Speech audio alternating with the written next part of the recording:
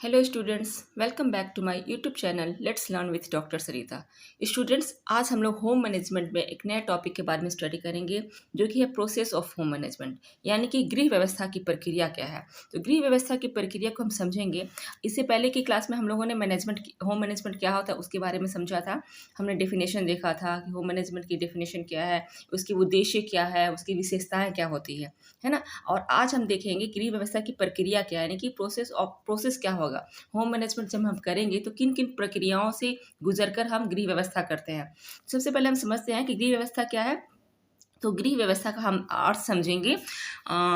गृह व्यवस्था के अर्थ में बात कर लेते हैं। तो गृह व्यवस्था क्या है? एक सुनियोजित, सजीव और परिवर्तनशील प्रक्रिया है, यानी कि हम एक प्लान्ड वे में करते हैं। गृह व्यवस्था जब करते हैं, होम मैनेजमेंट करते हैं तो सुनियोजित करते हैं, यानी कि पहले से प्लान करते हैं। ठीक है। सजीव यानी कि इसमें कुछ ना कुछ एक्टिविटीज़ होते रहते हैं। सजीव है, निर्जीव नहीं है, इसमें हम एक्टिविटीज़ करते हैं। तो क्या है? सुनियोजित है, सजीव है और परिवर्तनशील प्रक्रिया है। होम मैनेजमेंट की बात करते हैं तो ये क्या है? प्री प्लान्ड है, पहले से हमने प्लान किया है और वो उसमें क्रियाशीलता होती है, सजीवता होती है, तथा अगर समय आए तो हम उसे परिवर्तनशील भी कर सकते हैं, यानी कि वो लोच में होनी चाहिए। तो गृह व्यवस्था एक सुनियोजित, सजीव और परिवर्तनशील प्रक्रिया है जो कि निरंतर चलती रहती है। ठीक है, निरंतर चलती रहती है। इस परिवार जीवन की परिस्थितियों का सामना करने के लिए व्यवस्थित रूप देता है। निरंतर क्यों चलती रहती है? क्योंकि आप लाइफ के हर स्टेज में हर समय क्या करते हैं? प्लानिंग करते रहते हैं। प्लानिंग के द्वारा ही हमारे सारे काम होते हैं। मान लीजिए सिंपल एक उदाहरण हम ले लें। सुबह आप उठती हैं, कोई भी मान लीजिए कि हाउस वाइफ ही है या कोई जॉब में किसी को जाना ही है, ठीक है, वर्किंग पर्सन है, तो वो प्लान करता है ना कि सुबह मैं इतने बजे उठूंगा, अपना टाइम फिक्स करता है, उसके अकॉर्डिंग एक्सरसाइज करूंगा, अपने डेली जो क्रियाएं होती है अपने अपने आप को फ्रेश करूंगा, मतलब फ्री होऊंगा, ब्रेकफास्ट करूंगा, तब जॉब जाऊंगा। तो उसने एक प्लान कर रखा है कि इतना ये क्या समय होना चाहिए मेरे उठने का, क्या मुझे एक्सरसाइज कितने समय करना है, मुझे ब्रेकफास्ट कब करना है, मुझे अपने ऑफिस के लिए कब प्रिपेयर होकर निकलना है। ठीक है। तो क्या होता है? निरंतर हम हर समय प्लान वे में चलते हैं। अगर हम प्लान नहीं करेंगे, अगर मान लीजिए किसी व्यक्ति को ऑफिस जाना है, उसने अपने क्रियाकलापों को प्लान वे में नहीं किया, ठीक है, मैनेजमेंट उसने नहीं किया, प्रबंध नहीं किया अपने समय का, तो क्या अगर समय प्रबंध नहीं करेगा तो वो सो के उठेगा, उसे जहाँ 5 बजे उठना है वो 7 बजे सो के उठेगा, फिर उसके सारे वर्क डिले होंगे, फिर भाग भाग के नाश्ता करेगा, भाग भाग के ऑफिस जाएगा। तो ये क्या होता है? क्योंकि प्लानिंग बहुत ज़रूरी होती है। इसीलिए कहा गया है कि प्लानिंग क्या है? निरंतर चलने वाली सतत प्रक्रिया है, कंटिन्यूअस प्रोसेस है। ठीक है, जिसमें परिवार जीवन की परिस्थितियों को सामना करने के लिए व्यवस्थित रूप देता है। ठीक है, उसमें क्या करता है? प्लानिंग जो आपका मैनेजमेंट है, ठीक है, मैनेजमेंट के प्रोसेस में क्या करते हैं? परिवार क्या करता है? आपको सुविधाएं प्रोवाइड कराता है कि आप उसको प्लान वे में कर सके। समस्याओं का समाधान करने के लिए सदस्यों की योग्यता कुशलताओं के अनुसार क्या किया जाता है? गृह प्रबंधन में उसको दिया जाता है। अगर समस्या से मतलब यहाँ ये होता है, समस्याओं से मतलब आपके जो कार्य हैं, ठीक है, ऐसा नहीं कि प्रॉब्लम ही, ठीक है, कोई भी कार्य उसको यहाँ पे समस्या के अर्थ में लिया गया है कि निरंतर चलने वाली ये क्या है? प्रक्रिया है। इसमें परिवार जीवन की परिस्थितियों का सामना करने के लिए व्यवस्थित रूप देता है। ठीक है, समस्याओं का समाधान करने के लिए सदस्यों की योग्यता और कुशलताओं के अनुसार प्रबंध करता है, जिससे लक्ष्य की प्राप्ति सरलता से की जा सके। गृह प्रबंधन में क्या करते हैं? घर के जितने भी मेंबर होते हैं उनके अकॉर्डिंग उनको कार्य दिया जाता है। ठीक है, जो उनकी योग्यता होती है, जो उनकी कैपेसिटी होती है, उनके अकॉर्डिंग कार्यों का क्या होता है? बंटवारा किया जाता है। तब घर के सभी कार्य सफलतापूर्वक होते हैं और अच्छे से होते हैं। किसी एक व्यक्ति पर बर्डन नहीं आता है, किसी एक व्यक्ति पर भार नहीं आता है। समझ में आई बात? कल भी मैंने इसका उदाहरण देकर बताया था कि गृह प्रबंधन को हम कैसे उसको बांटते हैं अपने कामों को।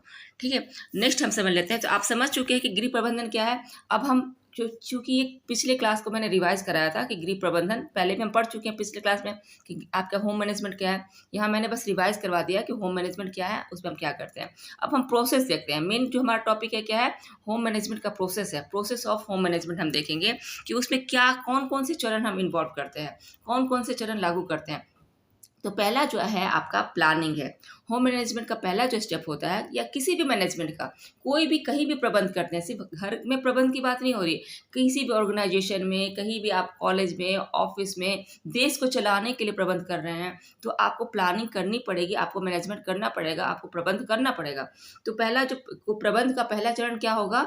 आपका प्लानिंग होगा। प्लान करेंगे कोई भी हमने गोल सेट कर लिया, मान लीजिए इंडिया प्रधानमंत्री ने गोल सेट किया है कि 2030 तक हमें क्या करना है, सस्टेनेबल डेवलपमेंट के विभिन्न गोलों को प्राप्त कर लेना है। उसके लिए हमने गोल लक्ष्य बनाया, प्लान, हमने एक लक्ष्य तय कर लिया, फिर हमने प्लानिंग करी। उस लक्ष्य को प्राप्त करने के लिए हमने प्लानिंग करी कि सस्टेनेबल डेवलपमेंट के गोल को हम कैसे अचीव करेंगे। शिक्षा में हमें किस तरह से सुधार करना है, हमें हेल्थ में किस तरह से सुधार करना है, हाइजीन में किस तरह से सुधार करना है, लिविंग स्टैंडर्ड में किस तरह से सुधार करना है, ग्रामों का डेवलपमेंट किस प्रकार से करना है, तो बिजली का प्रबंध किस प्रकार से करना है, शिक्षा पानी का प्रबंध किस प्रकार से करना है। तो ये क्या प्लानिंग है। इन सभी चीज़ों को हम प्लान वे में हमने किया और तब ना हम अपने गोल को अचीव कर पाएंगे। तो आपने पहले गोल सेट किया, फिर प्लानिंग की।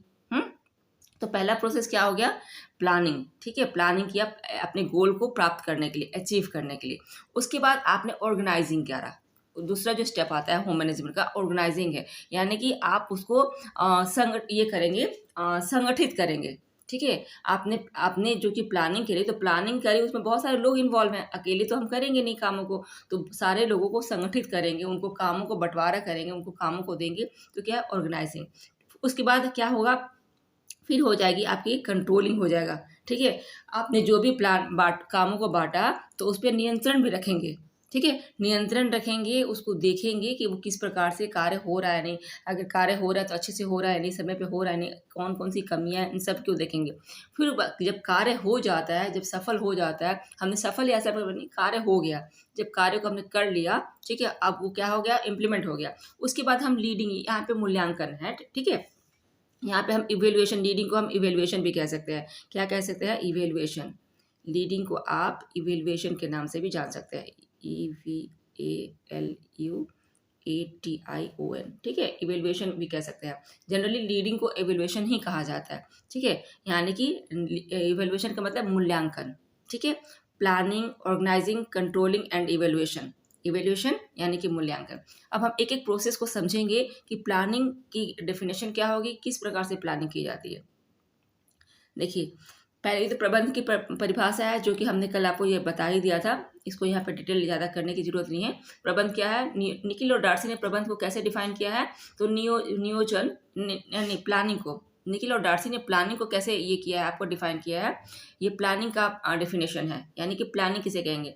तो नियोजन का मतलब क्या होता है, प्लानिंग। इसको क्या आयोजन भी कहीं कहीं कहा जाता है। ठीक है, कहीं नियोजन कहा जाता है, कहीं आपका योजना भी कहा जाता है। नियोजन को अलग अलग नामों से अलग अलग किताबों में वर्णन है, कहीं नियोजन, कहीं आयोजन, कहीं योजना, आदि कई नामों से हम जानते हैं। अगर इंग्लिश में आपको ध्यान रखना है कि प्लानिंग, इसीलिए हमेशा मैं आपको बोलती हूँ कि इंग्लिश के टर्म आप याद करिए, क्योंकि हिंदी के टर्म बड़े कंफ्यूजिंग होते हैं, एक ही वर्ड को कई नामों से जानते हैं। इंग्लिश में हम इसको प्लानिंग के नाम से सिर्फ प्लानिंग के नाम से जानते हैं।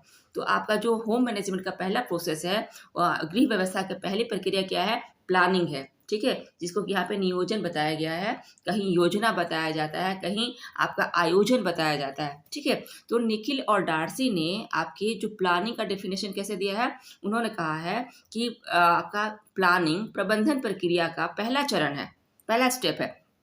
ऐसा नहीं हो सकता है कि आप कंट्रोलिंग कर लें या पहले इवेल्युएशन कर लें। जब भी आपका प्लान, ये आप मैनेजमेंट करेंगे, होम मैनेजमेंट करेंगे, तो पहला जो स्टेप क्या आएगा, प्लानिंग ही आएगा।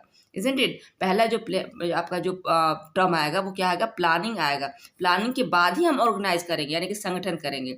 तब क्या करेंगे, संगठन के बाद कंट्रोलिंग होगा, तब इवेल्युएशन होगा। तो ये जो स्टेप्स हैं, 4 स्टेप्स, वो ऐसे ही चलेंगे।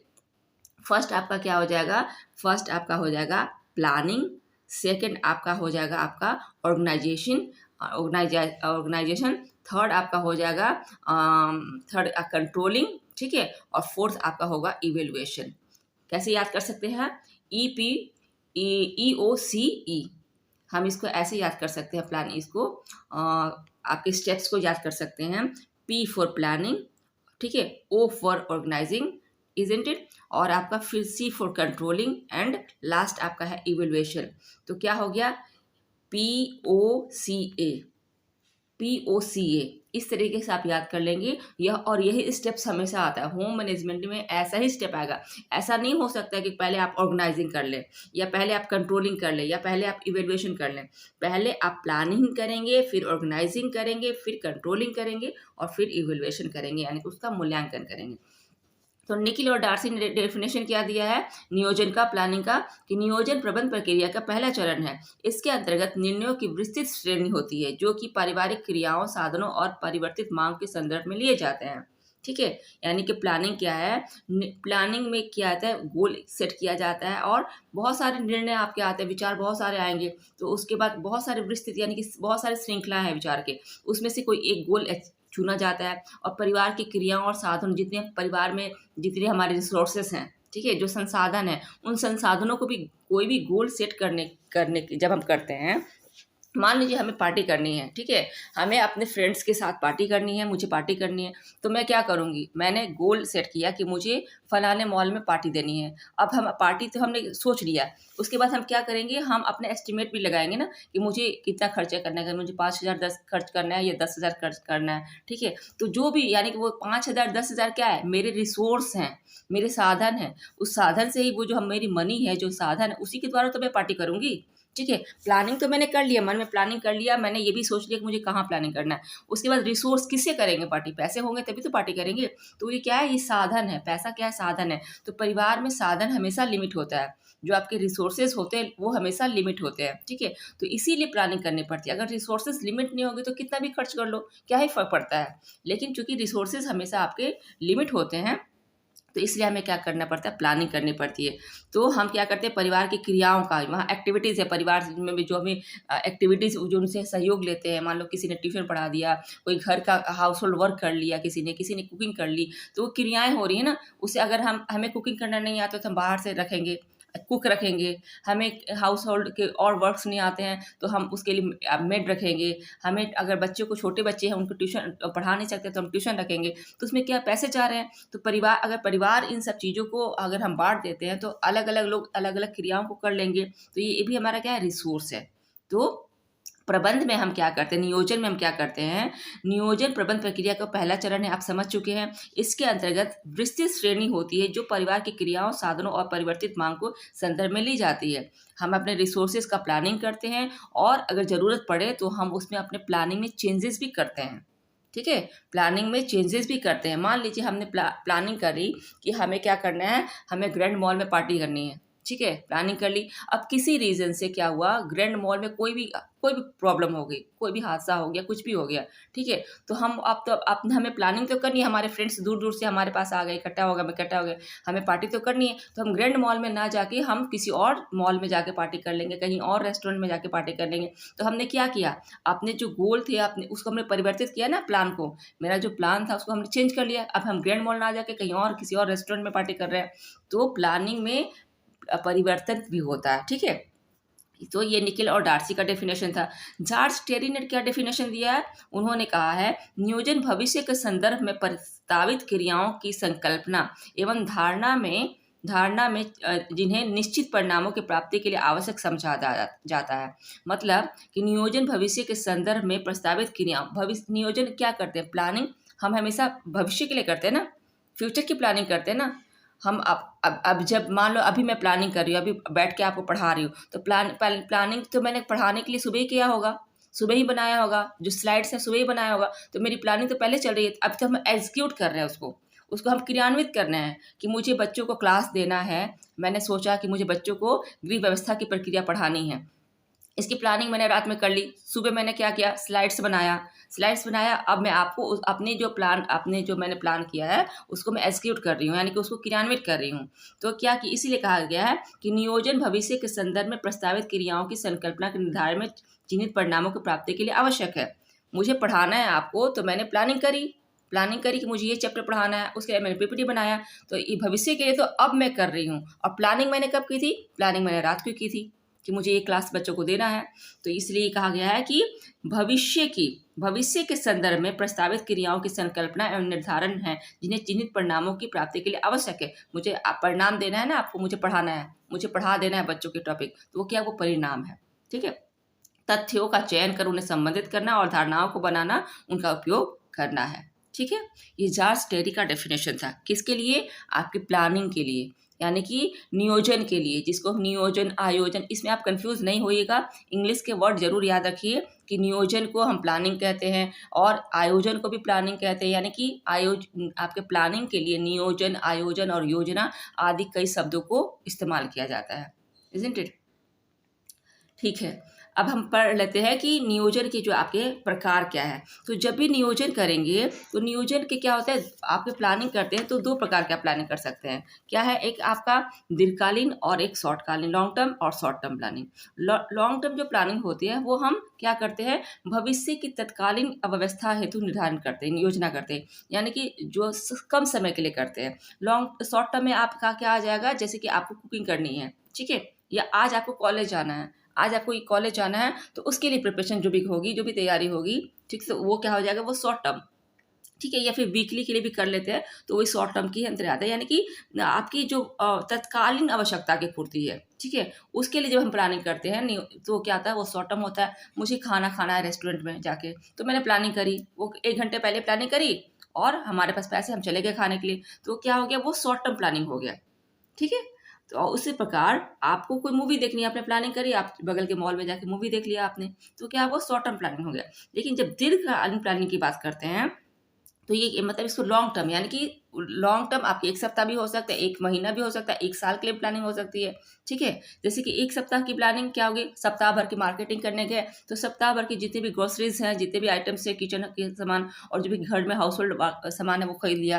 तो हमने प्लानिंग करी 1 सप्ताह के लिए कि ये चीज़ें हम बनाएंगे और इन चीज़ों की आवश्यकता हमें किचन में पड़ेगी या हमें घर में पड़ेगी, तो हमने कर लिया। उसके बाद हमने 1 महीने की प्लानिंग में पूरे घर महीने भर के लिए जितने भी खर्चे आते हैं उसको हमने नोट डाउन किया, बजट बनाया, उसके अकॉर्डिंग हमने मार्केटिंग करी, ठीक है। उसके बाद उससे भी ज़्यादा लंबा तो आप बच्चे पढ़ रहे हैं, ठीक है, वो दीर्घकालीन प्लानिंग है, बच्चे की शादी प्लान कर रहे हैं, वो दीर्घकालीन प्लानिंग है ना, उसमें बहुत लंबा समय लगेगा, बच्चे बढ़ रहे हैं, बच्चे भी ग्रेजुएट कर रहे हैं, बच्चों को जॉब करना है, तो क्या है दीर्घकालीन प्लानिंग, उनके लिए अलग से पैसा रखना पड़ेगा, वो तो हमने प्लानिंग पहले से करी है ना, तब तो हम उनको पढ़ा पाएंगे, अच्छी एजुकेशन दे पाएंगे। तो ये सब क्या होता है, आपकी शादी विवाह होंगे, कोई बहुत बड़ा फंक्शन हो गया, बच्चे के एजुकेशन हो गया, ये सब दीर्घकालीन प्लानिंग में आते हैं, ठीक है। तो ये 2 बातें हो गई। अब हम समझ लेते हैं कि नियोजन की विशेषताएं क्या होती है, ठीक है, कैरेक्टरिस्टिक्स क्या है, आपके प्लानिंग के कैरेक्टरिस्टिक्स क्या है। तो सबसे पहले तो बात कर लेते हैं कि ये क्या है, प्लानिंग ये निरंतर चलती है, यानी कि प्लानिंग आपकी हर जगह हर समय चलती है, 24/7। अगर हम कह दें कि 24/7 यानी कि 24 घंटे, 24 घंटे और ×7 यानी कि पर 24, एक दिन में 24 घंटे होते हैं और आप सप्ताह में 7 दिन, उसको कहा था 24/7। नियोजन क्या है, तो हमेशा चलता है, प्लानिंग हमेशा चलने वाली प्रक्रिया है, ठीक है, निरंतर चलने वाली मानसिक प्रक्रिया है, मस्तिष्क का इसमें इन्वॉल्वमेंट होता है। निरंतर चलने वाली मानसिक प्रक्रिया क्या है, नियोजन है। लोचमे एवं परिवर्तनशील प्रक्रिया है। आपका नियोजन क्या है, प्लानिंग आप समय परिस्थिति के अनुसार उसमें चेंजेस लाया जाता है। अगर चेंजेस नहीं लाया जाएगा प्लानिंग में तो क्या हो जाएगा, फेल हो जाएगा, आपकी प्लानिंग फेल हो जाएगी, ठीक है। तो इसमें क्या है, इसमें हम लोच में लाते हैं, यानी कि उसमें परिवर्तित होने की गुंजाइश होनी चाहिए। जैसे कि आप कहीं गए, आपने क्या किया, आप मार्केट में गए, ठीक है, तो मार्केट में गए, आपने बजट बना के लेके कि मुझे ये चीज़ लेनी है, लेकिन कहीं कोई भी चीज़ कहीं अगर सेल लगी हुई है, किफ़ायती दाम में मिल रहा है, तो हमने प्लान नहीं किया कि मुझे वो लेना है, लेकिन अगर वो किफ़ायत मिल रहा है और मुझे पता है कि अगले बार में जब आऊँगी तो ये इस रेट में नहीं मिलेगा, तो हम उस चीज़ को खरीद लेंगे। तो वहाँ पे क्या होगा, हमने एक और चीज़ उसमें एडजस्ट कर लिया, अपने जो मार्केटिंग की लिस्ट, जो हमारी लिस्ट थी मार्केटिंग की, उसमें हमने एक और चीज़ ऐड कर लिया, तो उसमें ऐड किया तो पैसे भी तो लगे। तो क्या है, हम उतना पैसा लेके गए थे कि अगर मुझे कोई ज़रूरत और भी पड़ी तो हम उन चीज़ों को ले लेंगे, तो क्या होगा, ये लोच में हो गया। या परिवर्तनशील प्रक्रिया, या कोई भी चीज़ हम मार्केट में गए, वो बहुत ज़्यादा महंगी मिल रही है और हमें पता है कुछ दिन के बाद हो सकता है कि इसका रेट डाउन हो जाए, तो हम उस चीज़ को ना लेंगे, उसको नहीं लेंगे। तो यहाँ में हमने प्लानिंग को परिवर्तित कर लिया कि चलो मैं इसको बाद में ले लूँगी। तो इसीलिए क्या क्या है, नियोजन जो आपके प्लानिंग है लोचमय प्रक्रिया है। समझ में आई बात। नेक्स्ट हम बात कर लेते हैं, सदैव कार्य करने के पूर्व किया जाता है। जब भी आप प्लानिंग करते हैं, किसी भी चीज़ का प्लान करते हैं, तो प्लानिंग तो आप कार्य करने के पहले ही करेंगे ना। प्लानिंग जो है आपका, जब आप कार्य करेंगे उसके पहले ही करेंगे। ऐसा तो नहीं है ना कि पहले आपने कार्य कर लिया फिर प्लानिंग करेंगे। ऐसा ऐसा संभव है कि आपने कार्य कर लिया तब प्लानिंग? नहीं। जो भी कार्य करना है हमें, जो भी काम करना है, उसकी प्लानिंग हम पहले से करेंगे। एग्जाम में हमें टॉप करना है, अच्छे नंबर लाना है, तो उसकी प्लानिंग आप कितने महीनों पहले करने लगेंगे, ठीक है, कि आप जब ने आपने पढ़ना है तो पढ़ाई क्या है, आपका एक निरंतर अभ्यास है। प्रतिदिन प्रतिदिन आप पढ़ रहे हैं, तो आपने प्लानिंग करी कि मुझे जॉब लेना है या मुझे पढ़ाई करनी है, तो मुझे अच्छे नंबर से पास होना है, तो आप निरंतर एक एक स्टेप आगे बढ़ रहे हैं, है ना, निरंतर उसमें कुछ ना कुछ ऐड कर रहे हैं। तो इसलिए क्या किया था, हमने प्लानिंग पहले कर ली, तो ये क्या है, सदैव कार्य करने से पूर्व प्लानिंग की जाती है। फिर क्या है, नेक्स्ट स्टेप क्या है, वैज्ञानिक पद्धति है जो क्रमबद्ध रूप से संपर्क की जाती है। ये क्या है, एक साइंटिफिक मेथड है, ठीक है।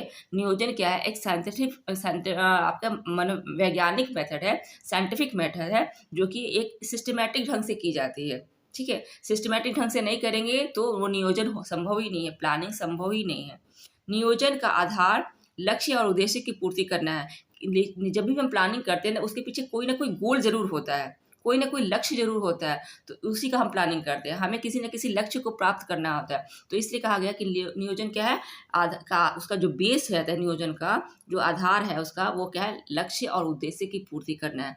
हमारा नियोजन करने के पीछे कोई ना कोई लक्ष्य और उद्देश्य जरूर होता है, गोल होता है, उसी को प्राप्त करने के लिए हम प्लानिंग करते हैं, है ना। अगर हमें पार्टी देनी है तो हमने प्लानिंग करी और हमें पार्टी को सफल बनाना है, तो उसके लिए हम प्लानिंग करेंगे। और तो क्या है, पार्टी को सफल बनाना हमारा उद्देश्य है, उसके लिए हम प्लानिंग करते हैं। उसी प्रकार नियोजन प्रक्रिया में विकल्पों में से सर्वोत्तम विकल्प का चयन किया जाता है। हमारे पास कोई भी काम करने के लिए बहुत सारे विकल्प होते हैं, ठीक है। आपको पढ़ाई करना है तो आपके पास बहुत सारे विकल्प है।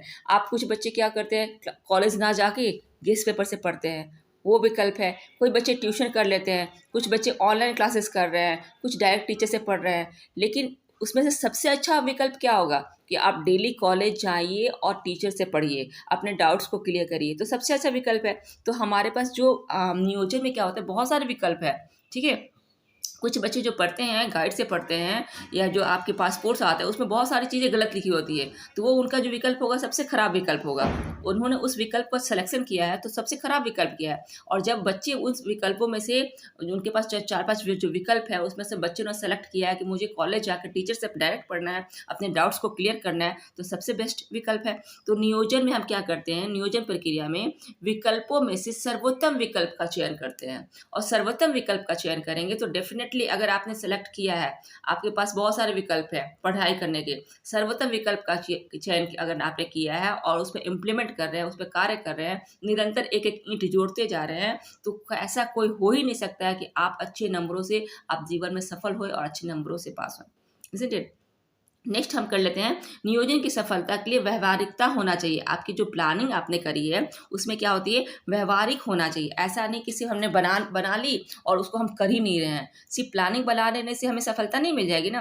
प्लानिंग हम जब बनाएंगे तो उसमें उसमें व्यवहारिकता होना चाहिए, यानी कि वो हम कर सके ऐसा प्लानिंग होना चाहिए। किसी बच्चे ने ठान लिया कि मुझे बहुत अच्छे नंबर लाना है, बहुत बढ़िया नंबर लाना है, लेकिन वो क्या कर रहा है, उसने पहले जोश जोश में से प्लानिंग कर लिया कि मैं पर डे क्या करूंगा कि रोज मैं पर डे 10 पेज पढ़ूंगा, या मैं पर डे 20 पेज पढ़ लूंगा। बिल्कुल कम्पिटेटिव तैयारी कर रहे हैं तो कम्पिटेटिव तैयारी में बच्चे 30 पन्ने 40 पन्ने 50 पन्ने ही पढ़ते हैं, तो बच्चे ने प्लानिंग कर लिया कि मुझे 50 पन्ने पर डे पढ़नी है, लूसेंट की मुझे याद करनी है। लेकिन जब वो उसको इम्प्लीमेंट करने लगा तो क्या होगा, वो कर ही नहीं पा रहा है। वो 5 पन्ने, शुरुआत में तो ऐसा ही होगा, कम पढ़ेंगे, 5 पन्ने 10 पन्ने से ज़्यादा कर ही नहीं पढ़ रहा, पेज से पढ़ ही नहीं पा रहा है। तो क्या होना चाहिए, तो ये व्यवहारिकता नहीं हुई। जितनी हमारी कैपेसिटी है उसके अनुसार हम उसमें प्लान करेंगे, तो तब वो क्या कहलाएगा, तब वो व्यवहारिक कहलाएगा। तो नियोजन की सफलता के लिए आवश्यक है कि हम अपने कैपेसिटी को समझें और व्यवहारिकता लाएं। सिर्फ सिद्धांत बनाने से काम नहीं हो जाएगा। आप जब गृह विज्ञान में पढ़ते हैं तो आप 2 चीज़ें पढ़ते हैं, व्यवहारिक और सिद्धांतिक, है ना।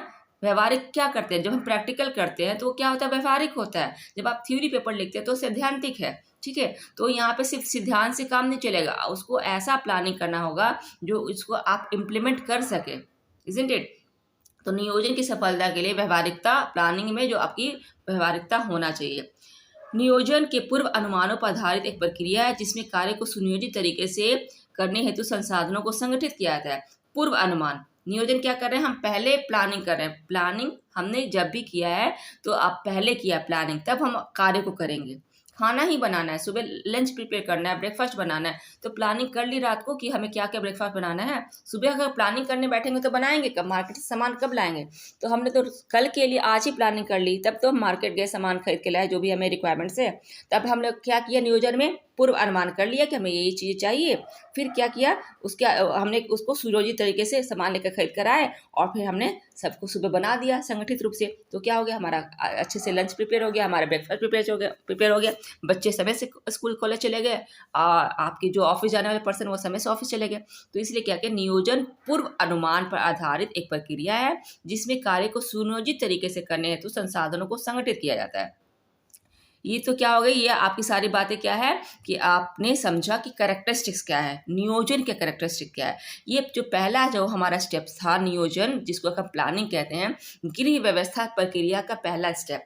ठीक है, हमने इसमें क्या देखा, अभी तक हमने सिर्फ यही देखा कि गृह व्यवस्था का जो पहला स्टेप है उसको हम क्या कहते हैं, गृह व्यवस्था को पहला स्टेप नियोजन कहते हैं। गृह व्यवस्था में कितने स्टेप्स होते हैं, तो नियोजन आपका होता है, प्लानिंग होता है, ऑर्गेनाइजिंग होता है, कंट्रोलिंग होता है और इवेल्युएशन होता है। यही बातें हम लोगों ने अब तक समझी है। फिर हमने कैरेक्टरिस्टिक्स देखी, हमने प्लानिंग कितने प्रकार के होती है, लॉन्ग टर्म प्लानिंग और शॉर्ट टर्म प्लानिंग के बारे में समझा। ठीक है, अब हम बात करते हैं कि नियोजन में, प्लानिंग में कैसे हम प्लानिंग करेंगे, कौन कौन से स्टेप्स होंगे। जब भी आपको प्लान करना है किसी भी चीज़ के लिए, तो हम कौन कौन से किन किन स्टेप्स को फॉलो करेंगे। तो सबसे पहले तो हम बात कर लेंगे कि हम क्या करेंगे, समस्या को पहचानेंगे।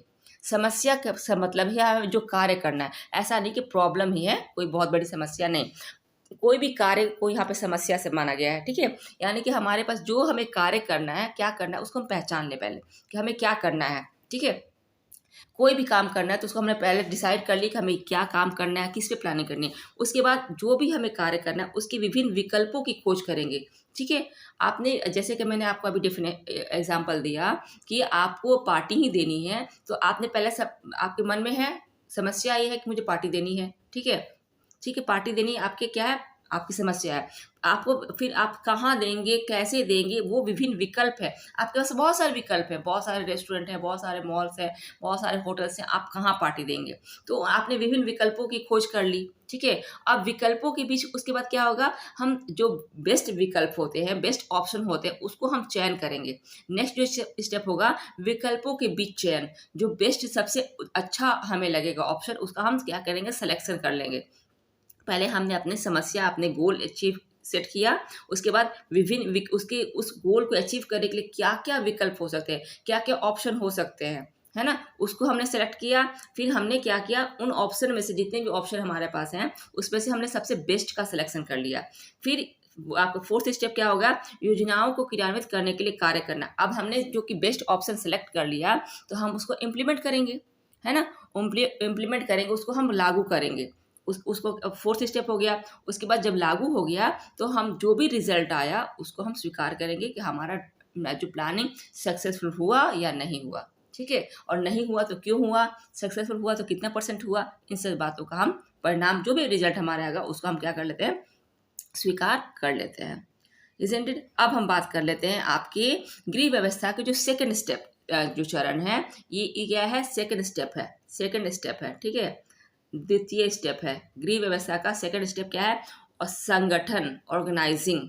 ठीक है, तो हमने प्लानिंग कर ली, अब हम क्या करेंगे, संगठन का क्या होता है, संगठन में जो भी आपने प्लानिंग कर ली, तो प्लानिंग तो अकेले की नहीं है, आपके नीचे बहुत सारे लोग हैं। ठीक है, उनको भी शामिल किया, तो सब कुछ संगठित करेंगे। संगठित करके कार्यों का बंटवारा किया जाता है, संगठित करके कार्यों का बंटवारा किया जाता है आपकी गृह व्यवस्था भी, या फिर कोई भी मैनेजमेंट में संगठन बहुत ही अनिवार्य है। समझ में आई बात। तो संगठन में क्या होता है, संगठन निर्धारित लक्ष्य उद्देश्य की प्राप्ति हेतु विभिन्न कार्यों एवं क्रियाओं के मध्य सामंजस्य स्थापित कर समन्वय रूप से कार्य करने की प्रक्रिया है। इतनी बात समझ में आ गई कि संगठन निर्धारित उद्देश्य और लक्ष्य, जो अभी हमने लक्ष्य गोल सेट किया है, उसकी प्राप्ति के लिए विभिन्न कार्यों एवं क्रियाओं के मध्य सामंजस्य स्थापित करके समन्वित कार्य को कार्य रूप देने की प्रक्रिया है। हमने ऑर्गेनाइज किया, हमने कोई गोल प्लान किया, उसके बाद अलग अलग लोगों में बांटा, कार्य को बांटा, डिस्ट्रीब्यूट किया उनकी कैपेसिटी के अनुसार, उनकी योग्यता के अनुसार, और इस सबको इकट्ठा किया तो संगठित किया, कामों को बांट दिया, संगठित वे में ऑर्गेनाइज किए। आपको एक ही काम है, ठीक है। आपको मान लीजिए कि कोई गोल्डन जुबली सेलिब्रेट करनी है, आप कहीं भी कोई पार्टी देनी है, तो आपने क्या किया, प्लानिंग करी, उसके बाद अलग अलग लोगों को अलग अलग, किसी को डांस एंड कल्चर का दे दिया, किसी को स्पीच का दे दिया, किसी को और भी आपके जो खाने पीने की व्यवस्था दे दी, है ना। तो किसी को गेस्ट को इनवाइट करने की का आपने दे दिया, जिम्मेदारी दे दी। किसी को आपने क्या किया, और जो रॉ मटेरियल है उसको इकट्ठा करें, किसी को डेकोरेशन का आपने इंचार्ज बना दिया। तो अलग अलग लोगों को बांट दिया आपने काम। आपको कोई पार्टी देनी है, तो पार्टी में आपने प्लान तो कर लिया कि हमें पार्टी देनी है। अब अकेले तो करेंगे नहीं ना, जितने भी मेंबर हैं उसको हम क्या करेंगे, उनकी योग्यता के अनुसार कार्यों को बंटवारा कर देंगे। किसी को आपने आप मनोरंजन का दे दिया, किसी को खाने पीने की व्यवस्था कर दी, किसी को गेस्ट को इनवाइट करने के लिए दे दिया, है ना। तो इस प्रकार से कार्यों का बंटवारा हो गया, और उसको क्या किया, फिर कंट्रोलिंग आप देखते रहेंगे उसको, तो संगठित करेंगे। तो इसको क्या कहा गया कि हमने क्या किया, कार्य करने की प्रक्रिया के साथ ही कर्मचारी परिवार के सदस्यों के मध्य मधुर संबंध भी स्थापित होना चाहिए। कार्य को बांट दिया, लेकिन ऐसा नहीं होना चाहिए कि आपस में कंपटीशन होने लगे, ठीक है, कि मेरा काम अच्छा हो उसका काम खराब हो जाए। यानी कि मैं डांस एंड कल्चर का डिपार्टमेंट देख रही हूँ तो मेरा काम अच्छा हो जाए, बाकी जनता भाड़ में जाए। किसी ने फूड का इंचार्ज बनाया तो उसका फूड खराब हो जाए, नहीं। आपस में सब में कोऑपरेशन की भावना होना चाहिए। जब कोऑपरेट करेंगे तो आपका प्रोग्राम सफल होगा, ठीक है। तो ये एक आपका क्या था, संगठन था। संगठन के हम चरण की बात कर लेंगे, तो पहले क्या होगा, आपकी क्रियाओं का निर्धारण किया जाएगा। संगठन में जब भी बात कर लेते हैं तो पहले क्या करेंगे, क्रियाओं का निर्धारण करेंगे, यानी कि किस प्रकार से आपको क्या करना है, संगठन करना है ना। किस प्रकार से संगठन, लक्ष्य की प्राप्ति के लिए कोई भी आपने लक्ष्य बनाया है, उसके लिए क्या करेंगे, सबसे पहले संगठन के जो स्टेप्स होंगे उसमें क्रियाओं का निर्धारण, यानी कि डिटर्मिनेशन ऑफ एक्टिविटीज करेंगे। यानी कि लक्ष्य की प्राप्ति के लिए योजना बनाने के बाद उसे क्रियान्वित करने के लिए क्रियाओं का निर्धारण करना होगा कि किन किन क्रियाओं को, कौन कौन से कार्य करके हम अपने लक्ष्य को प्राप्ति कर लेंगे। इसके लिए सबसे पहले क्या करना किया जाता है, आपकी जो भी एक्टिविटीज़ है, जो भी क्रियाएं हैं, उसको हम डिफाइन करेंगे, उसकी प्रकृति के अनुसार, उसके आकार के अनुसार, उसके उद्देश्य के अनुसार डिफाइन करेंगे, और फिर उत्तरदायित्वों को अलग अलग लोगों में बांटेंगे, ठीक है, विभाजित करेंगे। तो ये क्या हो गया, क्रियाओं को हमने अलग अलग लोगों में बांट दिया, ठीक है। उसके बाद क्रियाओं का सामूहिकरण करेंगे। जब हमने क्रियाओं को बांट दिया तो फिर उसको एक तरह से इकट्ठा भी करेंगे। ऐसा नहीं कि अलग अलग लोग अलग अलग काम कर रहे हैं, सिर्फ अपने ही काम से मतलब रख रहे हैं, बाकी दूसरे को कोऑपरेट नहीं कर रहे, नहीं। उन क्रियाओं का समूहीकरण संगठन का दूसरा स्टेप है। संगठन का दूसरा स्टेप क्या है, क्रियाओं का समूहीकरण करना संगठन का दूसरा स्टेप है। इसमें दो प्रकार की क्रियाएं होती हैं, और दोनों क्या होती है, एक दूसरे से संबंधित होती हैं। एक दूसरे, जैसे कि मान लीजिए कि कोई भी दो प्रकार की क्रियाएं हैं, हमने प्लानिंग करी आपकी गोल्डन जुबली सेलिब्रेट करना है कॉलेज में, और दो प्रकार की क्रियाएं एक ही जैसे, जिसकी किसी का डांस आप और कल्चर सांस्कृतिक प्रोग्राम है, और मंच संचालन है। तो दोनों प्रकार की क्रियाएं एक दूसरे से इंटरकनेक्ट हैं। सांस्कृतिक प्रोग्राम और मंच संचालन दोनों क्रियाएं क्या है, एक दूसरे से इंटरकनेक्टेड हैं। तो उन क्रियाओं का क्या होगा, समूहीकरण करेंगे, उनको एक दूसरे से रिलेट करके रखेंगे। नेक्स्ट है परिवार के सदस्यों के मध्य कार्यों का विभाजन। हम क्या करेंगे, प्लानिंग में आपके संगठन में सभी कार्यों को उनकी योग्यता के अनुसार लोगों में बांट देंगे, ठीक है। मानो छोटा बच्चा है तो उसको हमने क्या कह दिया कि बच्चे जाओ फ्रिज में वाटर बोतल में पानी भर दो। किसी को हमने अपने घर में बुजुर्ग है उनको कह दिया पार्टी करनी है, ठीक है, आपके मतलब फैमिली गैदरिंग करनी है, कुछ फैमिली आपके मेंबर्स आ रहे हैं खाने पे, तो किसी बुजुर्ग है उनको दे दिया कि थोड़ा सा सब्जी की चॉपिंग कर लें। बच्चे को कह दिया कि फ्रिज में वाटर बोतल भर दे। किसी को कह दिया कि थोड़ा सा अरेंजमेंट कर दे, गेस्ट रूम को अच्छे से अरेंज कर दे। तो हमने क्या कर दिया, उनके कार्य के अनुसार हमने उनकी योग्यता के अनुसार कार्य को बांट दिया, ठीक है। उसके बाद कार्य को बांट दिया, उसके बाद फोर्थ जो स्टेप है उस पर अधिकारों को सौंपना। सिर्फ आपने कार्य सौंप दिया कि पानी भर लो और ये सब्जी काटो, ये नहीं, उसमें आपको अधिकार भी देना होगा कि जो भी वो काम कर रहा है, कोई पर्सन काम कर रहा है तो वो अपने उसमें पूरा उस पर नियंत्रण होना चाहिए, ठीक है। परिवार के सदस्यों में आपने कामों को तो बांटा, लेकिन उसको अधिकार भी देना चाहिए। ये नहीं कि सिर्फ उत्तरदायित्व दे दिया, सिर्फ कर्तव्य देने से नहीं होगा, उसको क्या होगा, उसके कुछ राइट्स भी देना चाहिए ताकि वो कर्तव्य को अच्छी तरह से कर ले।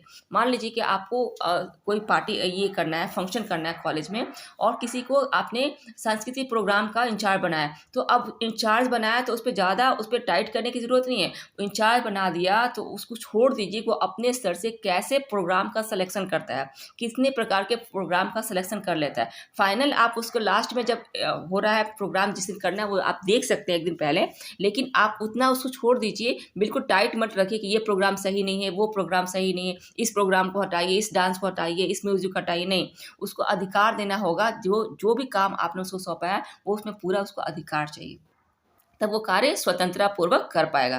ठीक है। उसके बाद समन्वय, संतुलन एवं संबंध स्थापित करना, यानी कि आपस में क्या होना चाहिए, कोरिलेशन होना चाहिए, कोऑपरेशन होना चाहिए, तभी क्या होता है, संगठन के कार्य संभव हो पाएंगे। ठीक है। नेक्स्ट हम बात कर लेते हैं आपके गृह व्यवस्था का जो चौथा स्टेप है वो क्या है, तीसरा स्टेप है, ये थर्ड स्टेप है। ठीक है। थर्ड स्टेप क्या है आपका, कंट्रोलिंग। हमने प्लानिंग कर ली, हमने अपनी योजना बना ली, प्लानिंग कर ली, उसके बाद हमने कंट्रोलिंग भी कर ली, हमने लोगों को काम बांट दिया, आप एक तरह से अपना कंट्रोल रखा। उसके बाद जब काम बांट दिया तो हम नियंत्रण भी रखेंगे। ऐसा नहीं करेंगे कि काम हो रहा है या नहीं, या फिर कोई काम बढ़िया से हो रहा है या नहीं, रुकावट डाल रही है, कोई रुकावट डाल रहा है तो उसको कैसे दूर करेंगे, तो इन सब बातों पर हम नियंत्रण रखेंगे। नियंत्रण आपका क्या है, गृह व्यवस्था प्रक्रिया का तीसरा स्टेप क्या है, नियंत्रण है। आप देखिए नियंत्रण में हम क्या करते हैं, नियंत्रण के द्वारा योजनाओं को क्रियान्वित कर उन्हें कुशलता पूर्वक पूरा करने तथा संसाधनों को संरक्षित करने में सहायता मिलती है। नियंत्रण के द्वारा क्या करते हैं, योजनाओं को जब हम जो भी प्लानिंग हम कर रहे हैं उनको अच्छी तरह से किया जाता है। ठीक है। और जो भी संसाधन जो भी हमारे रिसोर्सेस है उसको हम पूरी तरह से क्या करते हैं, यूटिलाइज कर पाते हैं। नियंत्रण के द्वारा हम अपने संसाधनों को पूरी तरह से यूटिलाइज कर पाते हैं। ठीक है। पारिवारिक लक्ष्यों की प्राप्ति के लिए नियंत्रण की प्रक्रिया में नेतृत्व तथा परिवार के सहयोग के समूह की मिलजुल कर कार्य करने की आवश्यकता होती है। जब भी हम किसी चीज़ का प्लानिंग करते हैं तो हम जब कंट्रोलिंग करते हैं तो सबकी कोऑपरेशन की, सबकी सहयोग की आवश्यकता होती है। ऐसा नहीं है कि हमने काम तो बांट दिया, ठीक है, हमने क्या करिए, काम तो हमने प्लानिंग करी, उसके बाद काम बांट दिया, उसके बाद हम संगठित कर दिया सभी को, लेकिन अब वो काम आ नहीं रहा है। ठीक है। कोई इधर भाग रहा है, कोई उधर भाग रहा है, यानी कि सब अपने मन की काम कर रहे हैं, तो उस मन के काम ना हो, उस पर कंट्रोलिंग भी ज़रूरत है। तो इसके लिए क्या करना होगा कि मिलजुल कर काम करें सभी परिवार के लोग और एक लक्ष्य की प्राप्ति कर लें, तो उसके लिए नियंत्रण बहुत ही आवश्यक है। ठीक है। समझ में आई बात। और नियंत्रण में क्या होता है, आवश्यकता पड़ने पर महत्वपूर्ण आवश्यकताओं की पूर्ति के लिए कुछ कार्यक्रम में परिवर्तन भी लाया जा सकता है, कुछ आकांक्षाओं को कम या संतुष्ट भी करना पड़ता है। यानी कि अगर हम जरूरत पड़े नियंत्रण में तो आवश्यकता पड़ने पर अधिक या महत्वपूर्ण आवश्यकताओं की पूर्ति के लिए कार्यक्रम में परिवर्तन भी लाना पड़ता है। ठीक है। यानी कि लोच में होना चाहिए, ऐसा नहीं कि बिल्कुल टाइट शेड्यूल होना चाहिए कि होगा तो यही होगा, चाहे भले ही काम बिगड़ जाए, नहीं, तो हमें चेंजेस लाना चाहिए, करना पड़ेगा अपने नियंत्रण के प्रोसेस में। और कुछ आकांक्षाओं को जो आपकी संतुष्टि को कम या ज़्यादा भी करना पड़ता है, जगाना नहीं, ज़्यादा भी करना पड़ता है, कम या यहाँ पे संतुष्टि को ज़्यादा भी करना पड़ता है। समझ में आई बात। तो ये क्या था, नियंत्रण की अगर हम परिभाषा की बात कर लेते हैं तो नियंत्रण की परिभाषा दी है निकिल और डार्सी ने। उन्होंने किस तरह से इसे डिफाइन किया है, देखिए, यह नियंत्रण को निकिल और डार्सी ने यंत्र के समान कहा है, एक मशीन के समान कहा है, जो कि योजनाओं के इच्छित परिणाम तक पहुंचने के लिए दिशा प्रदान करती है। निकिल और डार्सी ने कहा है कि नियंत्रण एक ऐसा यंत्र है जो कि हमारे जो भी हमने प्लान किया है उसको हमारे इच्छित फल तक पहुंचने के लिए एक मार्ग प्रशस्त देता है। ठीक है। किसने कहा है, निकिल और डार्सी ने। उसी प्रकार हेनरी फ्योल ने कहा है, नियंत्रण से तात्पर्य इस बात का मूल्यांकन करने से है जो उपक्रम के समस्त कार्य स्वीकृत की गई योजनाओं और दिए गए निर्देशों तथा निर्धारित नियमों के अनुसार हो रहे हो। नियंत्रण से मतलब है कि हमने जो भी प्लानिंग करी है, ठीक है, उसके जो भी काम हो रहे हैं हमारे इच्छा अनुसार हो रहे हैं। ठीक है। हमने जो नियम बनाए हैं कार्य करने के उसी के अनुसार हो रहे हैं, तो उसको क्या कहते हैं, उस पर हम नियंत्रण रखते हैं कि कहीं फेल्योर तो नहीं हो रहा है, हमारा प्रोग्राम क्या हो रहा है, फेल तो नहीं हो रहा है, तो इसके लिए नियंत्रण किया जाता है। समझ में आई बात। नियंत्रण क्या है, नियंत्रण के अंतर्गत हम पूर्व निर्धारित जो हमारे जो लक्ष्य हैं और उसको क्या किया जाता है, उस पर हम एक दिशा निर्देश देते हैं, एक मार्गदर्शन देते हैं, उस पर अपने कंट्रोल को रखते हैं। इस प्रक्रिया द्वारा वास्तविक कार्य परिणामों के पूर्व निर्धारित परिमापों की तुलना में हमें ज्ञात हो जाता है। अगर हम नियंत्रण रखेंगे तो हमें एक आभास हो जाता है, एक पूर्वानुमान कर लेते हैं कि हमारा काम कहाँ तक सफल होगा। ठीक है। नियंत्रण की कुछ विशेषताएं हैं। नियंत्रण की क्या विशेषता है? नियंत्रण एक प्रबंधकीय प्रक्रिया है। नियंत्रण में क्या है? एक प्रबंधकीय प्रक्रिया कहा गया है क्योंकि ये मैनेजमेंट है। ठीक है, ये क्या है? प्रबंधकीय प्रक्रिया है। नियोजन में इसमें क्या होता है? नियोजन होता है, संगठन होता है, समन्वय आदि कार्यों की सफलता पर निर्भर करती है। ठीक है, जो आपका नियंत्रण है, आपने जो प्लानिंग करी, जो आपने संगठन किया, सबको इकट्ठा किया, उस पर ही निर्भर करता है। अगर आपने प्लानिंग तो कर ली लेकिन सबको ऑर्गेनाइज नहीं कर पाए तो आपका नियंत्रण भी पॉसिबल नहीं है। तो नियंत्रण किस पर निर्भर करता है? एक प्रबंधकीय प्रक्रिया, एक आपके मैनेजमेंट की प्रक्रिया है, प्रबंध की प्रक्रिया है, जो कि नियोजन संगठन के कार्यों को सफलतापूर्वक नियंत्रण पर निर्भर करता है। नियंत्रण, समझ में आई बात? सतत रूप से चलने वाली प्रक्रिया है। जो आपकी नियंत्रण है वो कंटिन्यूअस चलती रहती है, यह निरंतर चलने वाली प्रक्रिया है। आपका नियंत्रण जो होता है होम मैनेजमेंट के प्रत्येक स्टेप में होता है। प्लानिंग में भी नियंत्रण करेंगे आप, कंट्रोलिंग में भी नियंत्रण करेंगे। ठीक है, तो हमारे इवेल्युएशन में भी नियंत्रण होता है। यानी कि नियंत्रण जो है आपके होम मैनेजमेंट में हर स्टेप में चलने वाली, कंटिन्यू चलने वाली प्रक्रिया है। भविष्यमुखी प्रक्रिया है। नियंत्रण आपके जो भी आप लोगों ने प्लानिंग करा है उसके भविष्य की क्या कर देता है? आपकी भविष्यवाणी कर सकता है। यानी कि नियंत्रण में क्या होता है? नियंत्रण भूतकाल की क्रियाओं की जांच नहीं करता है, बल्कि क्या करता है? भविष्य में जो हमें हमें रिजल्ट चाहिए उसके बारे में बताता है। यानी कि भविष्य में जो आपके रिजल्ट होगा उसके बारे में बताएगा। नियंत्रण से हम अगर हमारे प्लान में कोई त्रुटि है, कोई भूल है, तो उसको क्या करते हैं? उसको हम सुधार सकते हैं। नियंत्रण में करेंगे या कंट्रोलिंग करेंगे तो अगर हमारा प्लान अच्छे से नहीं चल रहा है तो हम क्या करेंगे? उसमें चेंजेस लाके उसको हम अपनी गलती को सुधार सकते हैं। ठीक है, सभी स्तरों पर आवश्यक है। नियंत्रण आपके होम मैनेजमेंट के सभी स्टेप्स पर आवश्यक होते हैं। ठीक है, नियंत्रण में ऐसा नहीं कि एक स्टेप पे हमने नियंत्रण किया, प्लानिंग में नियंत्रण किया, कंट्रोलिंग में नियंत्रण नहीं किया, ऐसा नहीं। हर स्टेप पे सभी स्तरों पर नियंत्रण आवश्यक है। सभी मतलब कि ऊपर से नीचे जितने भी प्लानिंग होते हैं उसमें नियंत्रण आवश्यक है। नियंत्रण का क्षेत्र व्यापक होता है। नियंत्रण परिणाम पर ध्यान देना होता है।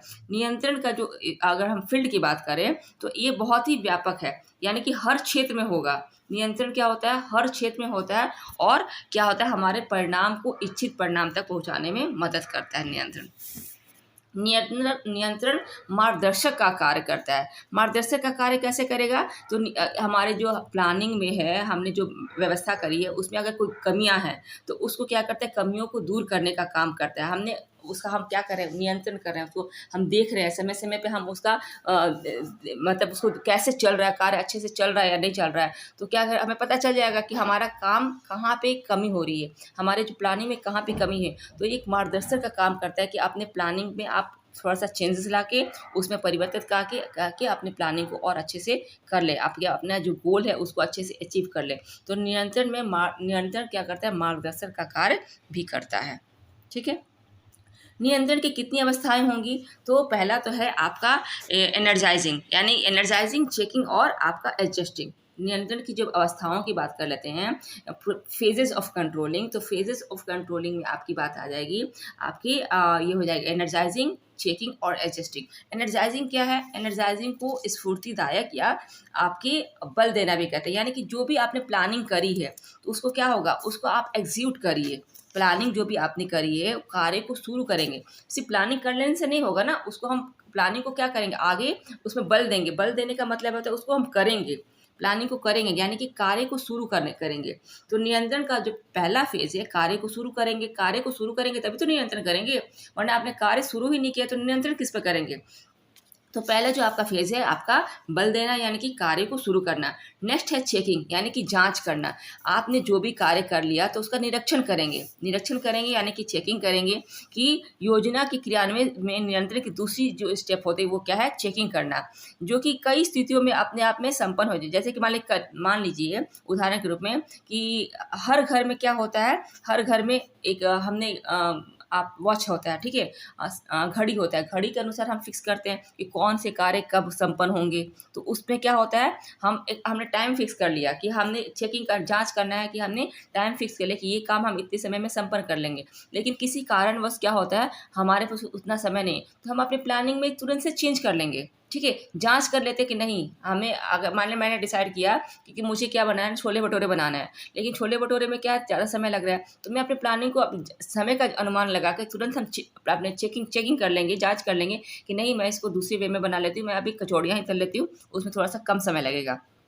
तो क्या होता है हम चेक कर लेते हैं पहले अपने एनर्जाइजिंग में अपने कार्य को शुरू किया हमने, फिर उसको शुरू करने के बाद उसको हम समय समय पे चेक करते रहते हैं। आपके जो कंट्रोलिंग का प्रोसेस होता है उसमें अगर हम चेक नहीं करेंगे तो कार्य क्या होगा, या तो बहुत मतलब बिगड़ भी सकता है, या फिर अच्छे से नहीं होगा, या आपके इच्छित गोल तक नहीं पहुंचेगा। इसीलिए आपको उसमें चेकिंग करना बहुत ही ज़रूरी है। समय समय पर अपने प्लान को चेक करना, आप जो कार्य कर रहे हैं, जो आपने संगठित लोगों में क्या है ऑर्गेनाइजिंग में कामों को बाँटा है, उसकी जाँच करना बहुत ही ज़रूरी है। नेक्स्ट आपका थर्ड जो स्टेप है इसमें फेज ऑफ कंट्रोलिंग में आपका एडजस्टिंग है, यानी कि हम एडजस्ट करके देखेंगे कि मतलब कि अगर कोई काम अच्छे से नहीं हो। जो तीसरी जो स्टेप है आपका वो है एडजस्टिंग, यानी कि समायोजन। यदि आवश्यकता हो तो समायोजन में हम नया निर्णय भी ले सकते हैं। ठीक है, ऐसा नहीं है कि जो हमने पूरा पहला निर्णय लिया, प्लानिंग किया कि हम ऐसे ऐसे ही करेंगे और आवश्यकता पड़ने पर क्या है उसे चेंज नहीं कर सकते हैं। हम कंट्रोलिंग में अपनी ज़रूरत के अनुसार चेंजेस भी ला सकते हैं। ठीक है, परिस्थितियों में परिवर्तन होने से समायोजन की आवश्यकता होती है। अगर परिस्थितियाँ हमने प्लानिंग करी लेकिन परिस्थितियाँ कुछ वैसी नहीं हैं, तो हमें आपके उसमें समायोजन करना पड़ता है, अपने प्लानिंग में समायोजन करना पड़ता है। जैसे कि मान लीजिए कि गृहिणी जो है रात को खाना बनाने के लिए बेक किए हुए आलू सोचती है कि मैं अगले सुबह बेक किए हुए आलू से क्या बनाऊँगी, सब्ज़ी बनाऊँगी। लेकिन क्या होता है समय कम है उसके पास, तो उसने आलू को बेक ना करके उसने बॉयल कर लिया, बॉयल करने का निर्णय लेती है। ठीक है, तो इस प्रकार क्या हो गया कि उसने चेंज कर लिया, एडजस्ट कर लिया, उसको एडजस्टमेंट कर लिया ना कि अब बेक आलू से सब्ज़ी ना बन के अब बॉयल आलू से सब्ज़ी बनेगी। या मान लीजिए कि हमारे पास 2 सप्ताह की हमारे पास छुट्टियाँ हैं। हमने प्लानिंग करी कि 2 सप्ताह हम क्या करेंगे, गाड़ी से फोर व्हीलर से घूमने कहीं जाएँगे, आउट ऑफ स्टेशन जाएँगे, हम कहीं हिल स्टेशन में घूम के आएँगे। लेकिन क्या हो गया कि 1 सप्ताह तो हमने स्पेंड घूम लिया और अगले सप्ताह के शुरुआत में क्या हो गया, गाड़ी खराब हो गई। अब गाड़ी खराब हो गई तो आप गाड़ी बनवाएँगे तब तो आगे घूमेंगे। तो गाड़ी बनवाने में जो आपके जो आपने प्लानिंग पैसे रखे थे वो गाड़ी बनवाने में लग गई और समय भी खराब हुआ। अब आप दूसरा सप्ताह घूम के ना के वापस घर आ गए। तो वहाँ पे आपने एडजस्ट किया, समायोजन किया कि चलो आप जो बाकी का समय हम घर के आस-पास ही घूम के बिता लेंगे। तो इस प्रकार से हमने एडजस्टिंग, तो आपकी कंट्रोलिंग में एडजस्टमेंट भी होना चाहिए। कभी ऐसा नहीं है कि हमेशा चीज़ें खराब हो जाएगी, कभी-कभी होता है कि हम अपना अनुमान अच्छे से नहीं लगा पाते हैं। परिस्थितियाँ वैसी होती हैं जैसा हमने सोचा है, लेकिन हमने अपनी जो प्लानिंग है तो उसका अनुमान अच्छे से नहीं लगाया है। तो दोषपूर्ण जो अनुमान होता है उसके कारण भी एडजस्टमेंट करना पड़ता है। Isn't it? तो ये आपके फेज़ थे, कंट्रोलिंग के फेज़ थे। उसके बाद हम नेक्स्ट जो लास्ट जो स्टेप आ जाता है आपका गृह व्यवस्था का जो अंतिम पड़ाव है वो क्या है, इवैल्यूएशन। हमने प्लानिंग कर ली, हमने क्या कर लिया, ऑर्गेनाइजिंग कर लिया, हमने उसको इम्प्लीमेंट कर लिया, उसके बाद हमने कंट्रोलिंग भी कर लिया। हम जो हमने मान लिया हमने कोई प्लान करा, उसको हमने एग्जीक्यूट कर यानी कि उसको हमने ऑर्गेनाइजिंग कर ली और ऑर्गेनाइज हो गया, और ऑर्गेनाइज हो रहा है तो हम क्या कर रहे हैं उस पर हम कंट्रोल भी रख रहे हैं, अपनी आंखें भी रखे हुए हैं कि कहीं वो काम गड़बड़ ना हो जाए, गड़बड़ होगी तो हमें कैसे सुधारना है, किस प्रकार से अच्छा रिजल्ट मिले।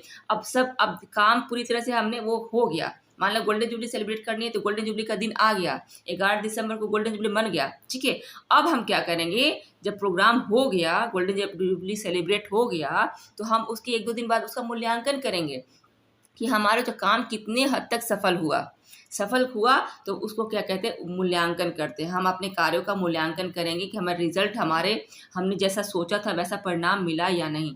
प्रबंधन प्रक्रिया का अंतिम चरण मूल्यांकन है।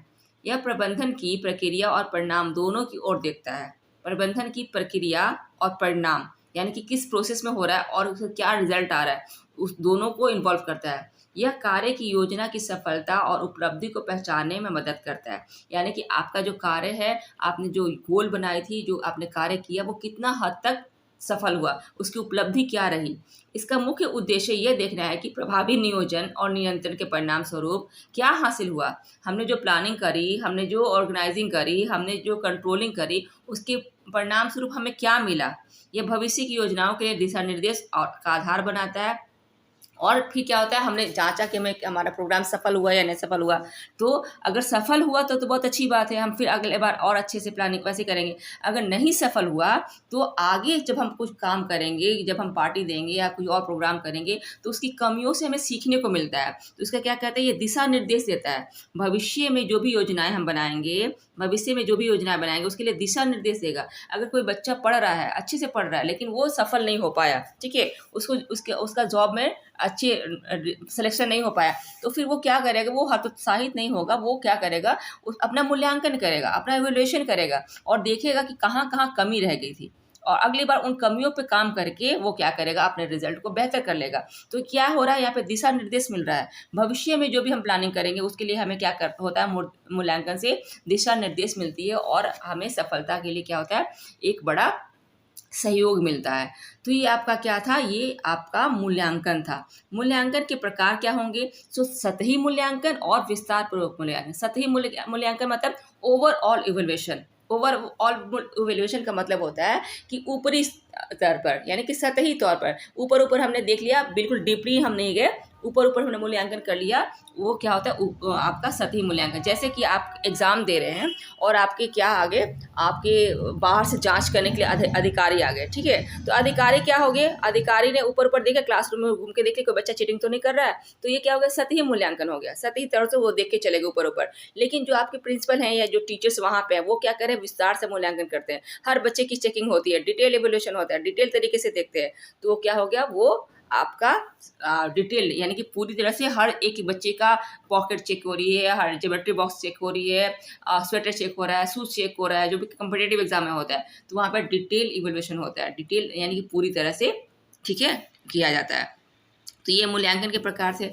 तो इस प्रकार हम देखते हैं कि जो मूल्यांकन क्या है, हमने क्या देखा आज के चैप्टर में कि गृह व्यवस्था की जो है प्रक्रिया क्या है। प्रक्रिया में हम लोगों ने देखा कि सबसे पहले प्लानिंग, उसके बाद ऑर्गेनाइजिंग, उसके बाद कंट्रोलिंग, उसके बाद इवेल्युएशन होता है, ठीक है। हमने सबकी विशेषताएं देखी डिटेल में। हमने आज का जो स्टडी था, हमने डिटेल स्टडी किया, जो गृह व्यवस्था के प्रोसेस ऑफ होम मैनेजमेंट का हमने डिटेल से स्टडी किया। नेक्स्ट जो क्लास होगा हमारा, हम पढ़ेंगे गोल के बारे में, गोल और वैल्यू के से रिलेटेड हम क्लास देखेंगे, ठीक है। तो आज के लिए इतना ही। Thank you so much.